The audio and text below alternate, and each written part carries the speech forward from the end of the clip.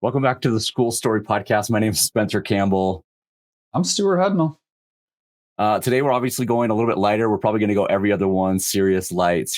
We'll go from there. So one of the things that we're going to talk about today is what is, as educators, one of the dumbest rules that your school has ever enforced. So we'll share some personal stories.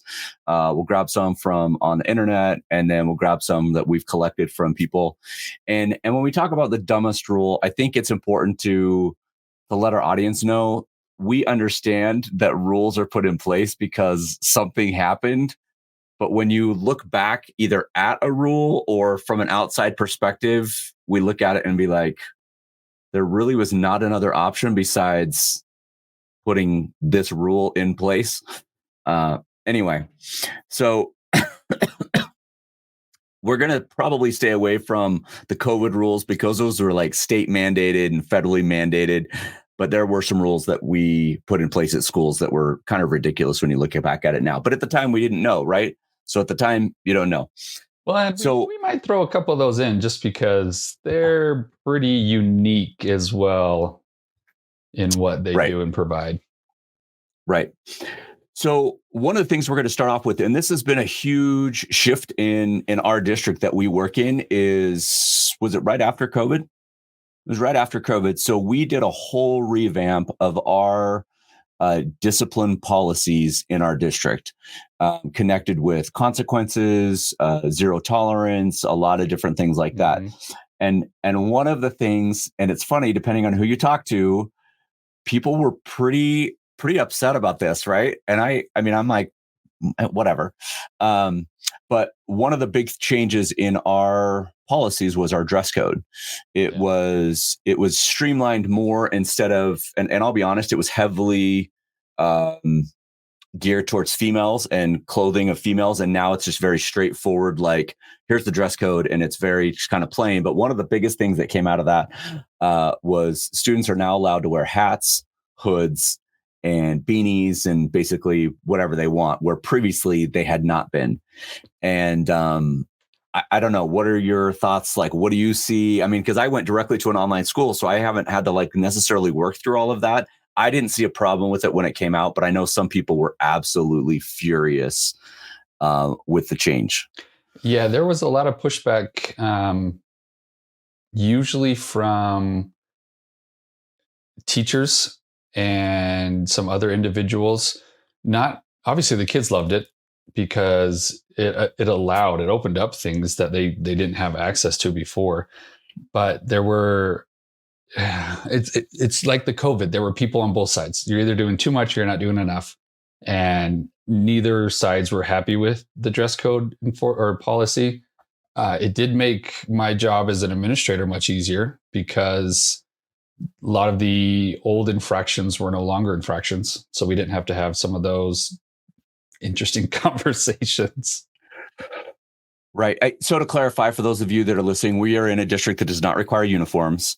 And part of that new change in the dress code is that there were some of the old rules, right? You still can't have like drugs, alcohol, pornography, or weapons, right, on any of your hoodies, hats, or anything like that. Do you feel as an administrator that when the dress code was changed, that what was the, like, how long was the effect? Was it like a couple weeks and everybody got used to it? Are there people that are still frustrated with it? Like, we're now 3 years into this, going in our 4th year. Like, people that were frustrated with it, they've kind of given up because they'd come to us. But once again, we didn't create it, right? It's just like the students at times are frustrated with the school rules. You know, teachers get frustrated with the rules that are set by district and by state at times. And so it's one of those where if they're frustrated, we've encouraged them to go to the right people to talk to have their voice heard, and we've continued on. So, but as far as the kids are concerned, have you seen any problems? Define problem. Well, that's what I'm saying. Like, we literally, as an administrator in a middle school, we were literally taking hats away, asking kids to take off their hoodie, taking beanies, and then we had, I remember a couple parents We had some things where it was their official religious dress, right? So we weren't taking like burqas or anything like that, but it was like, okay, where is the line between, this and this? And well, you're taking that kid's beanie, but you're not taking this kid's burqa, or you're taking this kid's jacket when, whatever. Um, I could totally see it just being like, cool. Like, okay, great. I don't have to worry about. That's one more thing that I don't have to worry about. As far as a classroom teacher, what has been their complaint? Their biggest complaint is, for the most part, that more skin is being shown. And so they will make comments about how distracting it is. And this is not just males. I mean, it's males and females on both sides. Mm-hmm. And we are in a pretty conservative state and conservative area of the state. So I can see some of that. I don't necessarily agree with all of it, but I can see some of that. So one of the things that was funny about the dress code prior to that is, do you remember the part about hair? Yeah. Like you couldn't have crazy hair colors. Mm-hmm. Styles. Unnatural was the wording in there. And I thought about unnatural. So any kid that had their hair dyed is basically unnatural, or any bleached. adult or bleached or, whatever. And it was funny because I remember I had students, and this was when I was in 7th grade. So this is 10, 12 years ago, right? This is, we would have students come with bright pink hair, and it was a shock value for a day or two. And then it was done. Like it was not even a problem. But I remember people being super upset that we were okay with kids coming to school with crazy hair colors and crazy haircuts. And it was like, seriously, that's what we're worried about? Like, anyway. Well, there was the caveat of, does it disrupt the educational environment? Well, and it's funny that you say that, because I mean, if we're talking about unnatural, I know a lot of adults who disrupt the learning environment all the time. Like, and I'm just talking about just who they are as people, right? Not even their haircut or anything like that. Anyway, yeah. So, okay. We're going to jump into some of these. So we'll probably go every other one. And as administrators, we'll share kind of our reaction to what some of these rules were. One of them, the first one is, so there's a high school. So you can imagine a high school. It's got, basically probably like a long hallway across the top and a long hallway across the bottom. There's 3 sets of staircases, one at the north end, one at the south end, and one in the middle.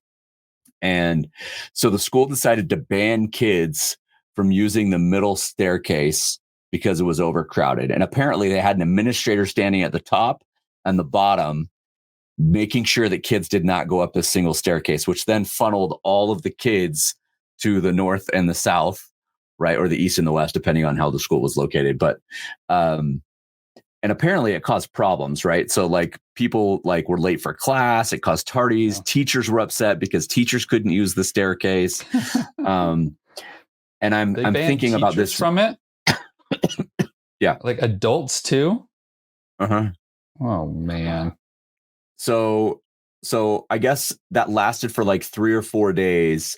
And then both of the other staircases got so crowded that everybody didn't want to use those 2. So some of the kids would go outside. Like it was just a big thing. Anyway, it's just funny that there was, maybe 10 adults that were involved in this decision, and it didn't click for them that this was going to be a problem. Yeah. And the fact that the staircases, I wonder, how busy did those staircases have to get that they were banned from it? I don't know. I'm just reading, right? I just read the whole thing, and it's just like, I mean, the comments are actually pretty funny because nobody goes to the school anymore because it's overcrowded, right? But anyway, so I don't know if that was necessarily a rule. That was a one-time thing. Well, and those can be the rules. They're the policy. They're the stuff that's in place, at least for that moment. And God, they are just some stupid things. Have you guys, as an administration team, have you ever done something that was like, yeah, this is stupid, we probably shouldn't have done that? Absolutely, 100%. Okay. Yeah. Did it have to do with like fidget spinners or bottle flipping or kendamas or yo-yos or? No, that's more, I think, middle school stuff. Ours was in other directions and shutting down the school newspaper because they were publishing articles online without getting them approved, and the reaction may have been a little over the top, and the whole website got shut down in lieu of just having a little bit better response. Interesting. So like a school paper, like a school magazine or a school zine or whatever they're called. Yeah, the school newspaper. That's interesting. Do you want to share more about that, or do we just want to lay off of that one because it's too close to home? Okay, I can hear that. Yeah. Okay. What about this one? So this one, actually, my wife came home last week. So we live in Utah, those of you that have been listening for a while, and snow has just hit in the past 2 weeks. Automatic, you go home if you're throwing snowballs, or a 1-day suspension. I remember that as a kid. Yeah.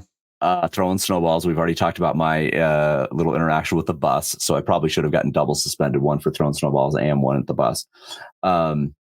So did you have that growing up where if you throw snowballs, you go home, you're out?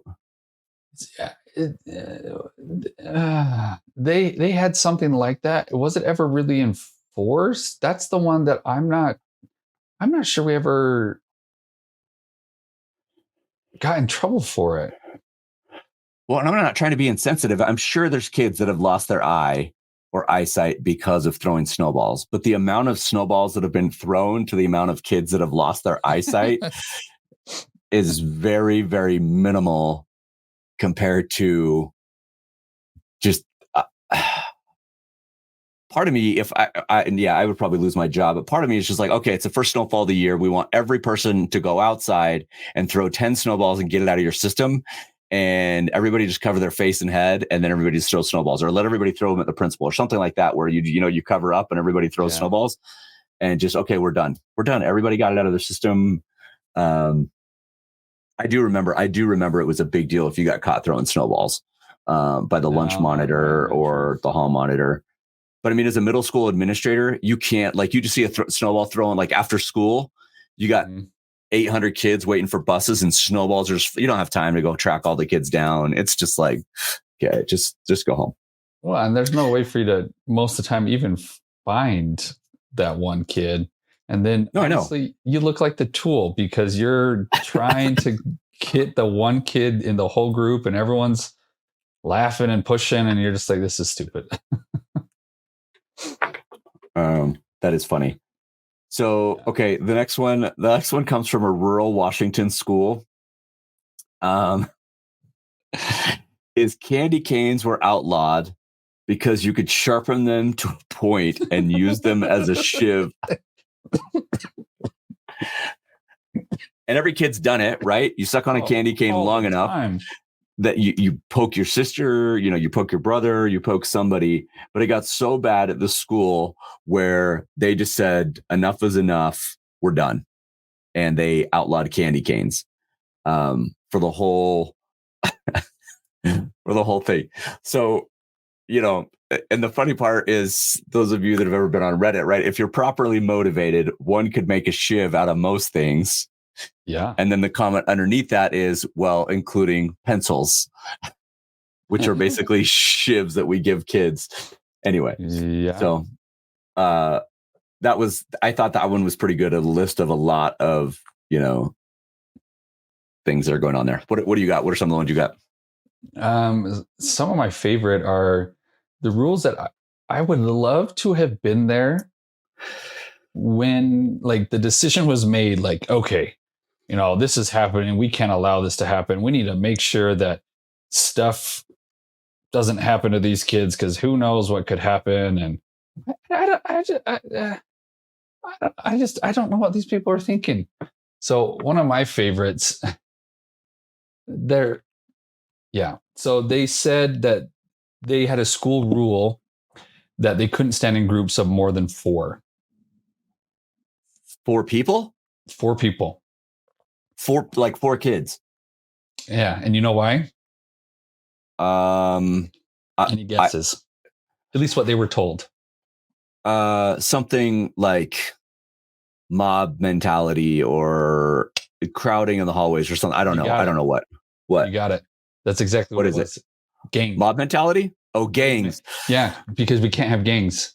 And so because of the fear of gangs, they couldn't have more than 4 standing around in a circle. So you know what they did? What? They stood in squares. Because then they could tell the teacher, we're not sitting in a circle. Man, Kids are smart.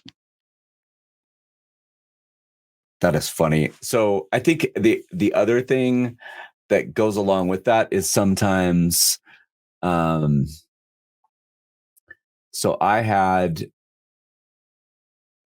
man, I may have to walk back this one a little bit. So we had, do you remember when Netflix and chill was a big thing?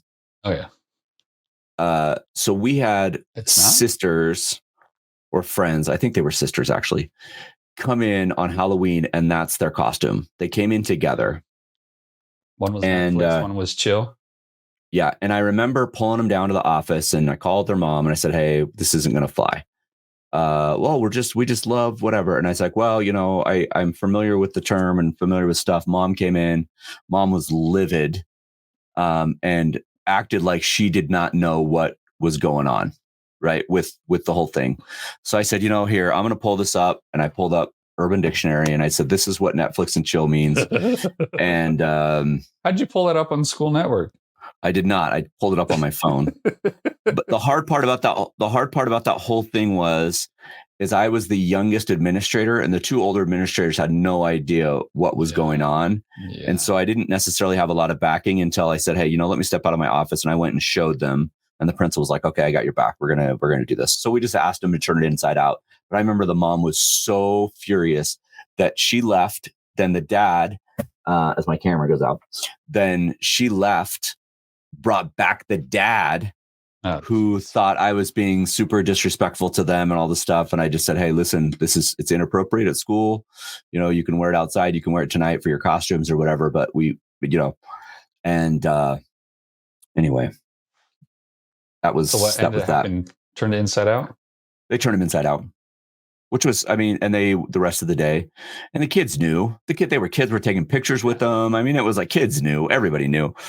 Besides the people that were over like 40 years old at the time. Right. So, yeah. One of the other things that I remember that came up is, it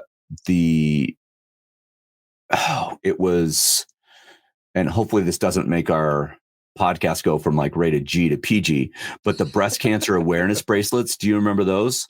The I Love Boobie bracelets. Yeah. And we had teachers that were absolutely livid that kids were wearing these.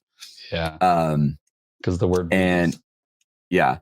And they were, and I remember we had a couple of kids whose parents were survivors, and it was like a big deal, and it was important to them. And parents were like, no, we support this. We are not going to have them take it off.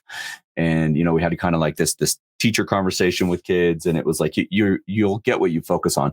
But anyway, there was a school that had a similar situation. They outlawed all bracelets because there was an article in a magazine somewhere saying that they advertised what sexual acts you were open for based on their color, right? So if you had a green one or a blue one or whatever, and then someone somehow, and this is the community, right? So this is not coming from the school, in the community tried to outlaw wristwatches for the same reason. And I'm thinking about like the Swatch watches or the G-Shock, like bright colored band. Yeah.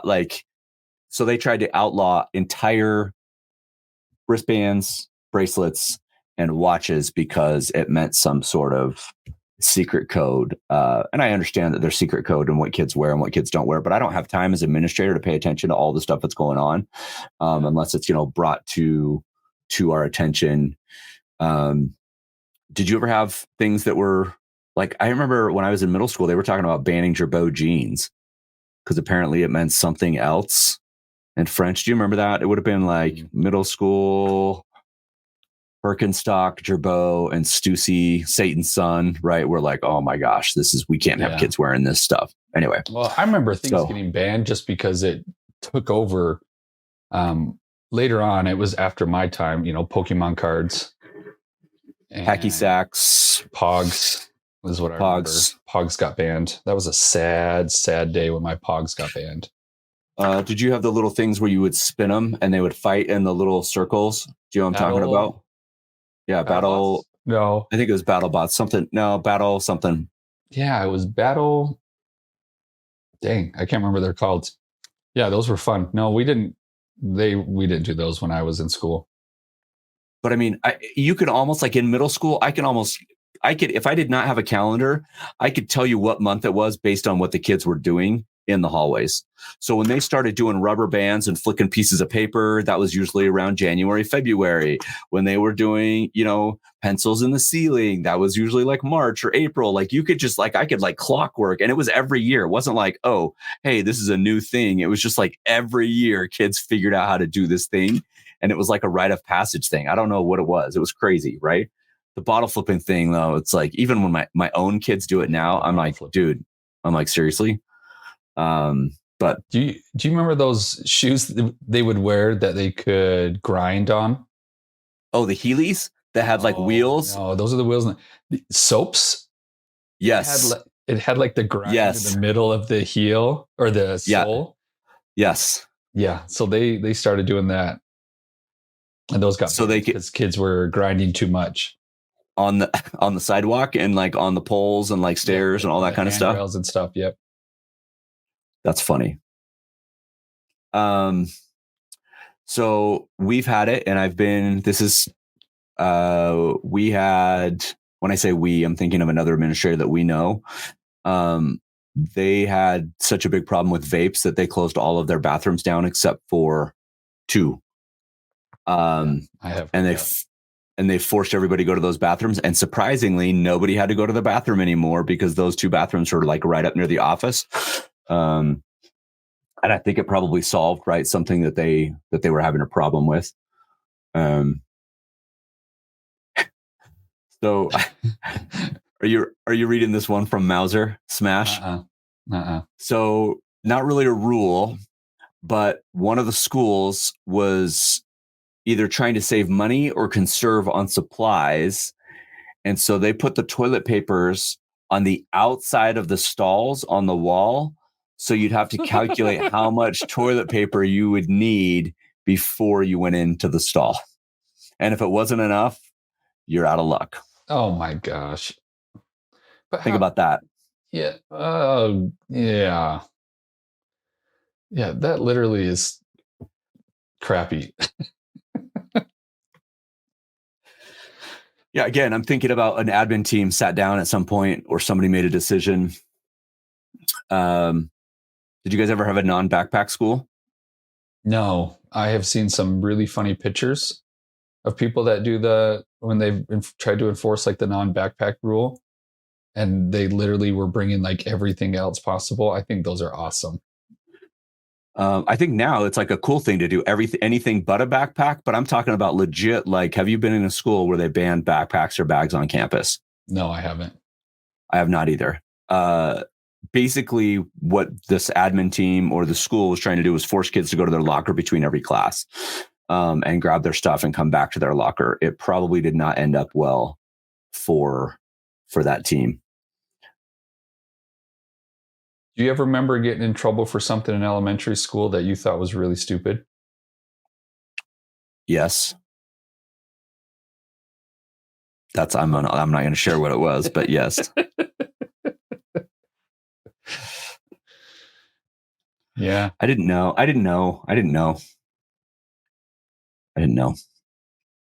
Hey, you don't know what you don't know? Then you know.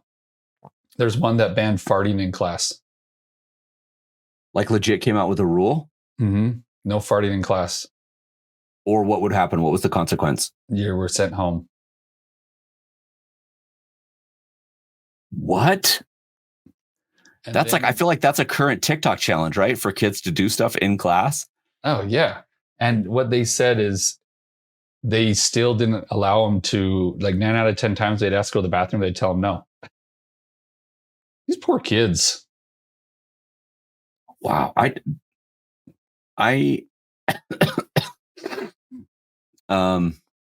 think one of the other things that's really difficult as a parent now that I have my kids is zero tolerance for fighting. And And I've been in multiple discussions with parents, and basically, if somebody starts a fight with you, you're supposed to just sit there and not fight back. And as a parent, I say I will support you to defend yourself and whatever, but please, don't start it or whatever. If you're going to, just the conversation. That's hard as an administrator, right? You have a kid that's in the hallway and he gets punched, and he's just supposed to sit there and take it. And then the parents come in and they find out that their kid's in trouble for fighting back. I do think with some of our new policy changes, we've been given a little bit more leeway on what that looks like. It used to be pretty much automatic on what would happen for students that got in a fight. Yeah. And we would talk a lot with the other side. They just need cool down time for everybody. So usually it was in the best interest, really, just to separate them out, right? Yeah. Not always, but definitely sometimes. How about this one? Do you remember when leggings were starting to be? Oh, yeah. And at first, like, you couldn't wear leggings to school. Mm-hmm. And yep, I remember that. Haha, that caused. I do. And now, that was that was everywhere. Now nobody doesn't even make a big deal. No. What about rules for teachers? What are rules for adults in the building that you think are a little bit? Have you seen any of those? I have seen some unwritten rules set by other teachers. For example, there was a department that had their department break room, and they were extremely territorial about it, to the point where one day when a sub who was subbing for one of the teachers in that department went into the break room to warm up their food, their lunch, and they were told point blank by the department chair, hey, you can't be in here. This is only for, the math department or whatever, making it up, right? This is the math department break room only. You can't be in here. Oh, no. Well, I'm just subbing for that teacher that's in your department, Mr. Campbell. And I was just going to, sorry, you can't use the microwave in here. You're going to have to go over to the whole school faculty room. How did that go down? Not well, to say the least, because then the sub comes down crying to the secretary that's over the subs and is like, I just need to warm up my food. And I was like, oh man, it's on. It's on like Donkey Kong. It's unfortunate. So there are some unwritten rules, right, that teachers have, different things like that. I don't think I've seen any that are crazy over the top. There's a couple that were shared, that one of them was, do you guys have a sign out at your school? Like if you're leaving the building, just so they know if there's a fire or emergency drill or something like that? Yeah. That's pretty common practice, right? Most schools have a sign out sheet if a teacher's leaving to a doctor's appointment or going out for lunch or something. This one is a private school in an eastern state, and the faculty had to sign out to go to the bathroom. Oh, gosh. Like they're getting a hall pass to go to the bathroom as an adult, which is a little over the top. I wouldn't have been very happy with that. Oh, no, not at all. So pretty ridiculous. Okay, let's shoot for one more from you, one more from me, and then we'll close it up. Okay.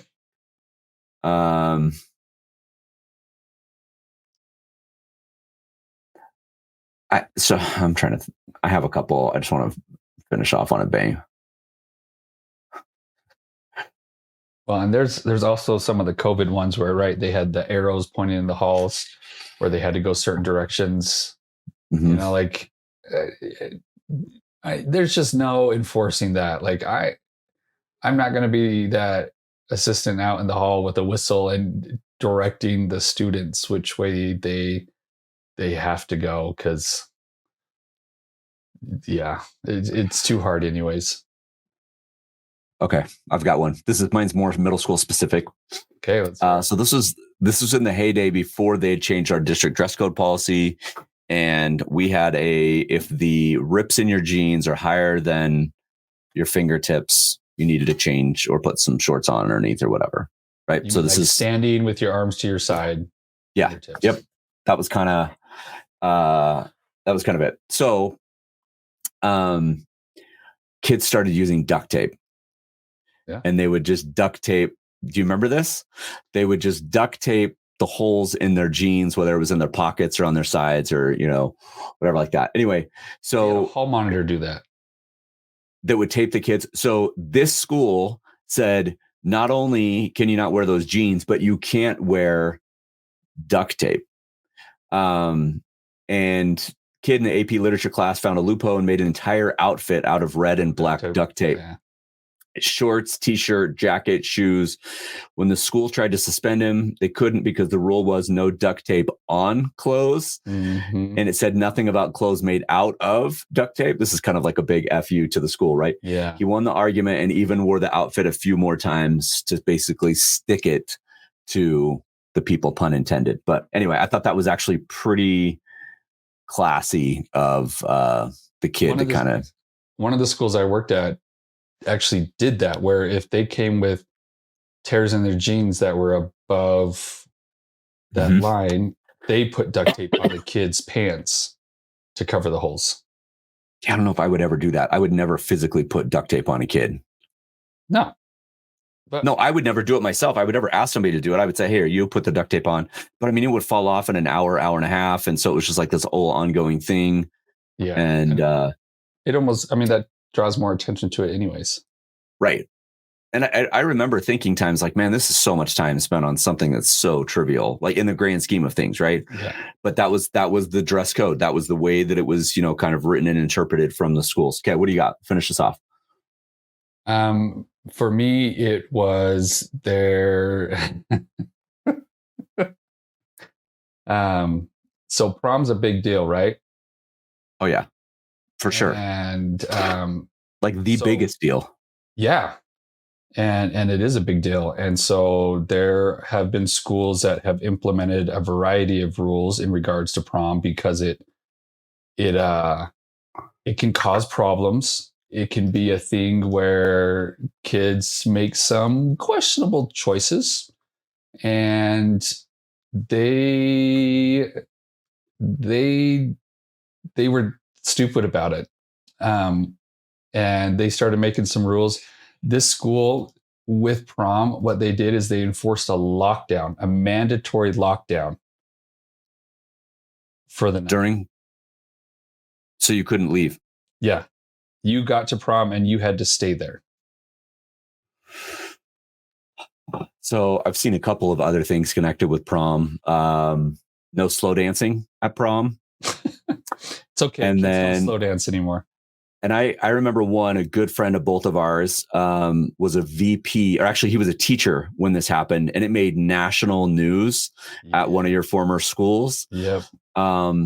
They dress coded, if I remember correctly, they dress coded kids going into prom and wouldn't let them in after they had purchased tickets, and it made a huge stink. Yep. And it's been interesting because I've talked with that teacher now he's now an assistant principal and works back in that same community. And it's been interesting to hear him kind of talk about the whole thing. Like they gave so much warning, so many things ahead of time, so much stuff. And they basically followed through with what they said they were going to do. And people kind of pushed their bluff and they didn't back down. The school didn't. But it ended up coming back to bite the school because it made national news on some things and, put some people in a bad light. And I think it all fell back on one person, which is unfortunate. Yeah. But I don't know. It's interesting. So we would love to hear rules. We would love to hear what crazy rules you've either implemented as an administrator, as a teacher in your classroom, ones that you had to abide by that looking back now, you're just like, that probably wasn't the best idea. Anyway, next week, I think we are going to talk about mechanisms to gather and analyze feedback, whether that's teacher feedback, parent feedback, student feedback. We're going to be talking all about feedback and what to do with feedback on our next episode. Yep. Once again, I am Spencer Campbell. And I'm Stewart Hudnall, live and in the flesh. Thank you for listening to the School Story Podcast. Thank you. And if you like us, subscribe, share, follow all the things that you do on social media. Do it. Yeah. Okay.